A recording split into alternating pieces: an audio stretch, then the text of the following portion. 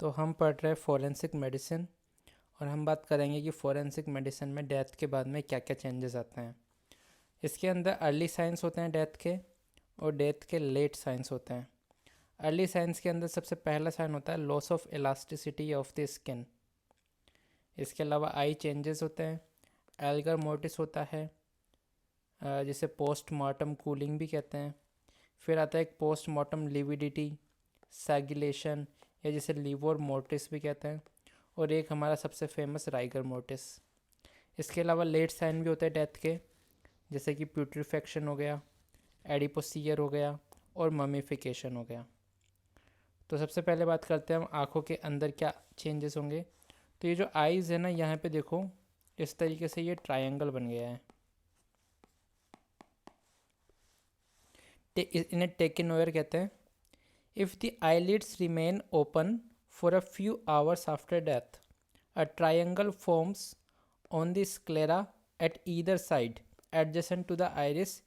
It appears within 3 to 4 hours after the death. ठीक है, तो जब किसी की डेथ होती है तो उसके 3-4 घंटे बाद में अगर आईलिड्स आर ओपन, अगर आईलिड उसकी खुली हुई है तो आँखों का जो गोला होता है उसके दोनों तरफ क्या बन जाता है, ट्रायंगल बन जाते हैं। इसे कहते हैं हम टेकेनोयर। इसके बारे में हम बात करते हैं कि राइगर मोर्टिस के बारे में। राइगर मोर्टिस से याद रखो रिजिडिटी, आर आई, तो रिजिडिटी, रिजिडिटी स्टिफनिंग, इसे क्या कहते हैं, कैडेवरिक रिजिडिटी भी कहते हैं या डेथ स्टिफनिंग भी कहते हैं।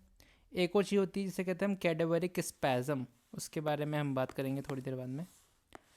तो पहले तो राइगर मोर्टिस की हम बात करें तो स्टिफनिंग और shortening of muscles following death, ठीक है, यही होगी इसकी definition. It usually begins 1 to 2 hours after death, gets well established by 9 to 12 hour, and it then passes off by 18 to 36 hour. देखो कैडेवरिक रेजिडिटी, रिजिडिटी बताया हमने rigor mortis होती है। एक होता है कैडेवरिक स्पैज़म। तो इन दोनों में क्या अंतर होता है, जो मोर्टिस होता है मोर्टिस वो बताता है time of death, indicate time of death. वहीं पे जो कैडेवरिक स्पैज़म होता है वो मैनर ऑफ डेथ को बताता है। तो हम ज़्यादा इसके बारे में बात नहीं करेंगे, हम बात करेंगे इसके बारे में, बात राइगर मोर्टिस के बारे में।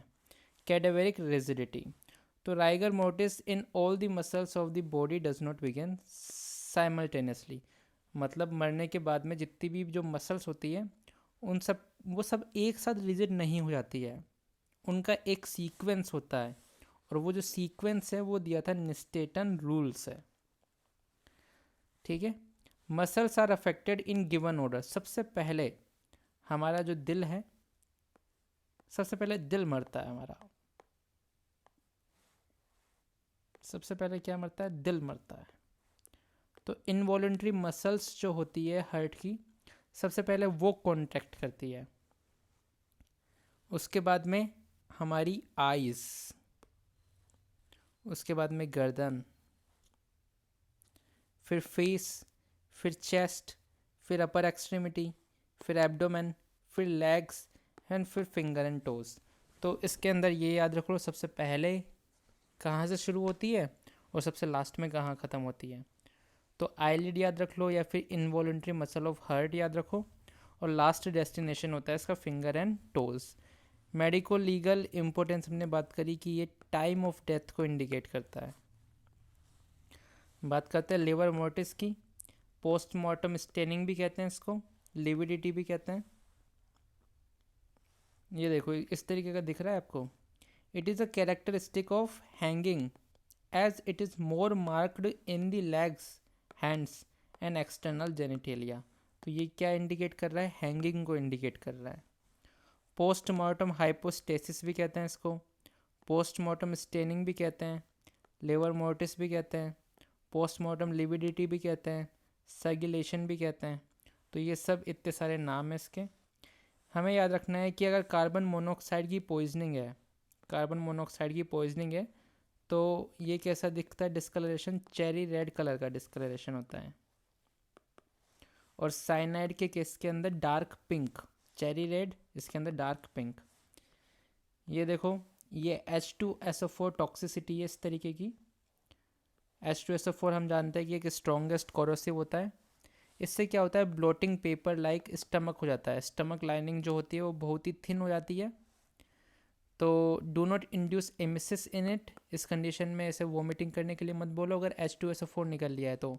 और गैस्ट्रिक लवाज भी परफॉर्म नहीं किया जाता है क्योंकि ये क्या है, बहुत ही ज़्यादा थिन हो चुका होता है स्टमक। इसके अलावा एसिड और एल्कली दोनों में से कौन डेंजरस होता है, तो एल्कली ज़्यादा डेंजरस होते हैं। एल से याद रखो ये लिक्विफेक्टिव नेक्रोसिस कराता है, वहीं जो एसिड होता है वो कोगुलेटिव नेक्रोसिस कोज कराता है, and लिक्विफेक्टिव necrosis is more dangerous. अब हम बात करते हैं प्यूट्रिफिकेशन की। तो प्यूट्रिफिकेशन होने का भी एक ऑर्डर होता है, तो हम सबसे पहले याद कर लेते हैं, सबसे पहले किस में होता है, सबसे लास्ट वाला याद कर लेते हैं। सबसे पहले यहाँ पे होता है लैरिंग्स और ट्रेकिया के अंदर। सबसे पहले ये जो तुम अपनी गंदी गंदी बातें करती हो और लैरिंग्स से जो तुम सांस लेते हो उसको लेना बंद कर दो। तो लैरिंग्स और ट्रेकिया सबसे पहले, ठीक है। सबसे लास्ट में बोन्स इन्वॉल्व होती है उस, और बीच में ये पूरा ऑर्डर है, stomach, liver, brain, heart, kidney, prostate, in the end bone. Marbling की बात करें, ये होता क्यों है, it happens due to sulpha meth haemoglobin. ये मार्बलिंग की फ़ोटो है इस तरीके की। मार्बलिंग होता क्या है, it is an external sign of putrefaction. Internally तो ये सब हो रहा है और एक्सटर्नली क्या होता है, मार्बलिंग होती है। अब बात करते हैं एडिपोसियर फॉर्मेशन। एडिपोसियर फॉर्मेशन का क्या मतलब होता है कि hydrolysis of lipid under warm and humid weather would result in adipocere formation. कैसे होता है, हाइड्रोलिसिस होता है इसमें लिपिड्स का। तो इस तरीके की ये फ़ोटो देखने को मिलती है। Other changes which are seen in 36 to 48 hours after death, तो वेल डिस्टेंडेड एब्डोमेन देखने को मिलता है, breast, scrotum, penis markedly distended, marbling देखने को मिलती है, और ये इस तरीके के गंदे गंदे मैगॉट्स बॉडी के अंदर देखने को मिलते हैं। So this is all about the postmortem changes.